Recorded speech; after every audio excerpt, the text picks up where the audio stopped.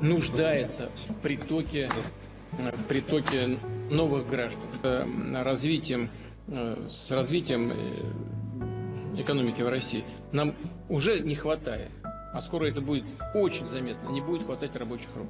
Это становится реальным, объективным ограничителем экономического роста в стране.